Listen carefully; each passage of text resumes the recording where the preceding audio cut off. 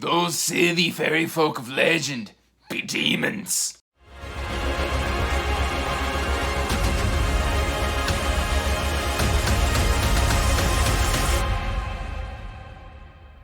Hey everyone, welcome back to Andrew's Wizardly Reads, and as always, I am Andrew. Today, I've got another book review for you. But before we get to that book review, make sure you're liking and subscribing and hitting that bell notification so you can get regular updates for when I put out new content. Post every Monday, Wednesday, Thursday, and Friday.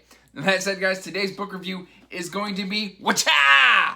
The Dragonbone Chair by Mr. Tad Williams. This is book 1 in Memory, Sorrow, and Thorn. And guys, I love this book. Now, this is going to be a mostly non-spoiler review. In fact, it's probably going to be entirely non-spoiler. It's just got such a large cast of characters.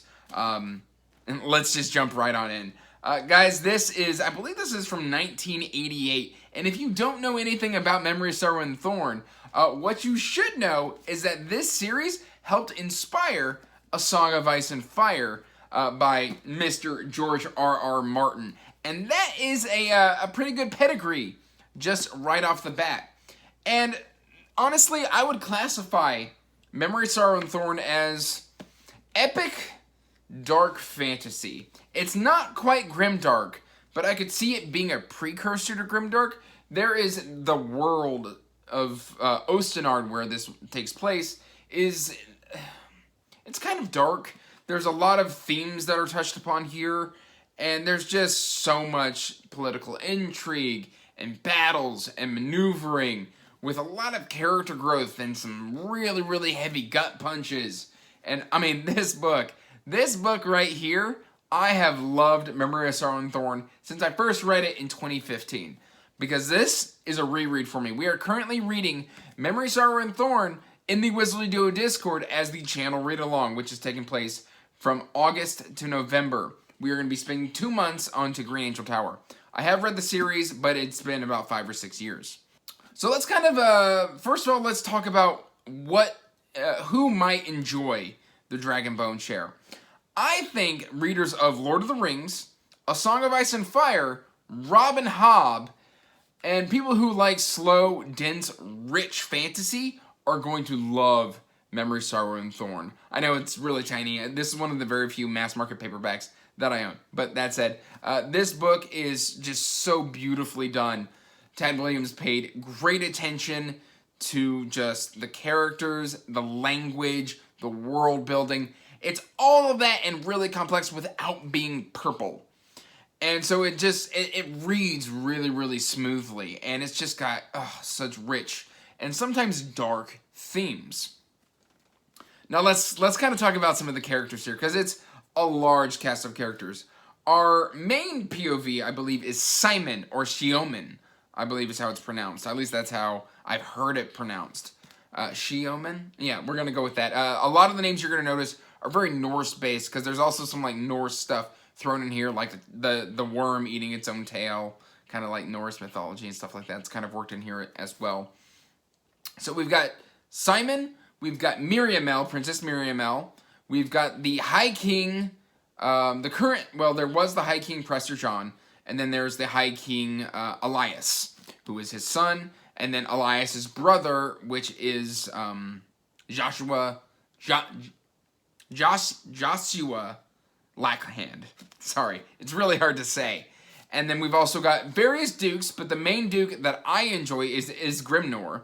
Grimnor is fantastic. He's this kind of just old, portly warrior who's kind of like he's still like kind of at his peak. I picture him at like 40 or 50, like the gruff old bear. That's Grimnor.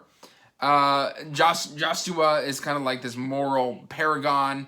He's the brother that people want to be king, but he's like, no, I'm not first in line for the throne. I don't really like responsibility. I don't want to be king. And then Elias is like the distrustful king who's just like, you obviously want power. Everybody wants power. And so I'm going to make sure you can't have my power. And then Simon's just, Simon's the coming of age. Princess Miriamel is kind of just, she can't deal with the fact that her father has become the way he is. Like, he used to be a very happy man, and then following the death of his wife, he kind of fell into this depression, and has become distrustful and hateful and mean-spirited and just doesn't seem to care anymore. And there's more into this mystery as well of why he has changed. And then we've also got Benedict. Benedict is a troll. Benedict is probably my favorite character in the entire book. He was apprenticed to like a man of learning, and then his master died. But like Okukuk, I believe, was his master. And Benedict is fantastic. He's always chastising Simon.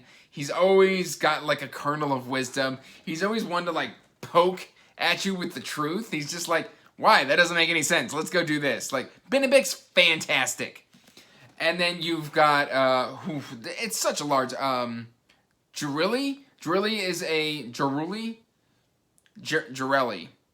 I don't know, the names in here are really, really difficult. So that's one kind of slight downside here. But he is a Scythi prince. And basically, his whole thing is he is just, the Scythi are kind of like fairies and elves mixed together. And so they're very, very long-lived. They're good with arrows, but they can't, like, be near cold iron and things of that nature. And so, like, he's basically a man of honor, upholding a life debt.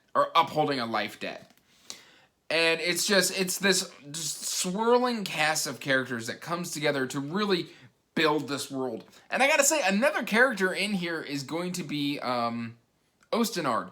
Ostenard itself is a very rich, very full environment where Ted Williams has just paid so much love and attention to where, like, when you're passing through the lands, he doesn't do the Robert Jordan description where he describes every tree, but at the same time, he will describe the temperature and the view, and just the way he delivers this world to you is absolutely fantastic. I have zero complaints with the world of Ostenard. Another really interesting thing here that you'll either love or you won't is how, this book is very rich in history. Because, like I said, this is very, very classic fantasy. So what he has done here is basically the humans have kind of overtaken the elves. There was war, the Scythi, not the elves. There was war and combat and strife. And the humans multiply like rabbits, while the Scythi, being very long-lived, don't have a lot of children.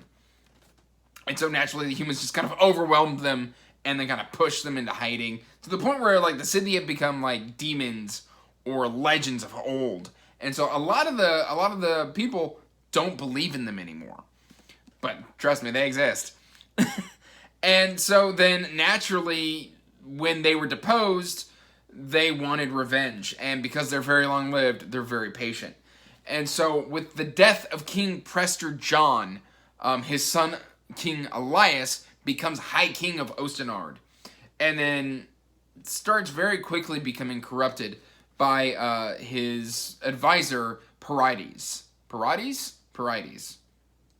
who is just kind of, I think, like a dark mage, who is working with the dark Scythi, the Norns. And, well, I think he's working with the Norns. I don't quite remember, but I get that implication. And then Simon, who is just a kitchen boy in the Highholt, which is the castle, the old Scythi castle, becomes apprenticed to Dr. Morganes. And Dr. Morganes is like this quirky, Merlin-like character. He's like a wise old man who is very, very hesitant to teach. He's very much, you gotta walk before you can, you gotta crawl before you can walk before you can run kind of character. And so Simon's like, teach me magic! And he's like, no, you don't understand what you're asking for. I'm not gonna teach you magic. First, you gotta learn your history, then you gotta learn your letters, and then you gotta learn some damn patience. Like, it's not until you get to my age that you really learn magic, and then when you learn magic, you realize you probably shouldn't be using magic. That's Morganes. I love Morganes. He's fantastic.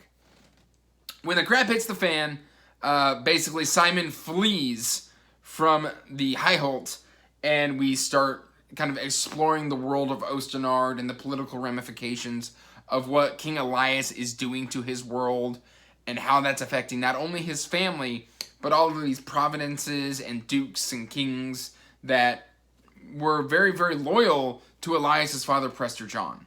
So it's a very tried and true fantasy story, but it does sort of lend itself a little bit to darkness. And just all of that combined here is just with a rich world, beautiful prose without being purple. I'm not the hugest fan of purple prose, so I feel that this book just has so much to offer. It's a really, really strong entry. And then also, just look at that cover art. I mean, even in the 80s, this is just fantastic fantasy cover art. I love it, and I am super sad that my mass market paperback is falling apart, but luckily, hopefully, I'll soon be getting another copy. But that's neither here nor there, or part of this review. But side tangent aside, guys, I gave this a 4.75 out of 5. It does take a little bit to get going. The first 200 pages are like just setup. Now, it's a very long book, so 200 pages really isn't that much of an investment in a book this long. This version is like 736 pages, and so 200 is just kind of setup, and then you're just launched into this adventure. Overall, guys, 4.7 out of 5. It's got great structure, great characters, a compelling story, good political intrigue, and just overall, it's a fantastic delight to be coming back to the world of Osten-Ard. So, let me know in the comments down below, have you read Ted Williams' Memory, Sorrow, and Thorn? Are you thinking of picking up Ted Williams' Memory, Sorrow, and Thorn? Have I convinced you to pick up Ted Williams' Memory, Sorrow, and Thorn? Let me know in the comments down below. And, as always, if you want to talk more books, check the description down below for the link to the Whistly Doer Discord. We would love to have you. So, till next time, guys, peace out. Stay magical.